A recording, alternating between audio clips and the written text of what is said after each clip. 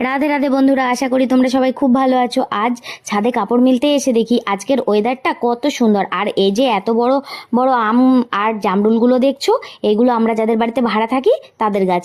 দাঁড়াও তোমাদেরকে একটু দেখায়, দেখো আমাদের ছাদ থেকে বাইপাসটা কতটা সুন্দর। আর আজকে এই ওয়েদারটার জন্য বেশি সুন্দর লাগছে, চারিদিকে পুরো সবুজ গাছে ভরা। আর এই ওয়েদারে এক কাপ চা হবে না, সেটা কি কখনো হয়? তাই একটুও দেরি না করে সোজা চলে এলাম নিচে চা বানাতে। আজ আবার মাথাটা খুব ধরেছে, তাই একটু বেশি করে আদা আর সাথে এলাচ দিয়ে ঝটপট চা বানিয়ে নিলাম। আর তোমরা কিন্তু অবশ্যই কমেন্ট করে জানিও চা খেতে কে কে ভালোবাসো আমার মতো। আমি কিন্তু চা খেতে খুব ভালোবাসি। চাটা কিন্তু খুব ভালো হয়েছে। চা খাওয়ার পর আমি রেডি হয়ে নিলাম, বর আর ছেলের সাথে সোজা বেরিয়ে পড়লাম ফুচকা খেতে।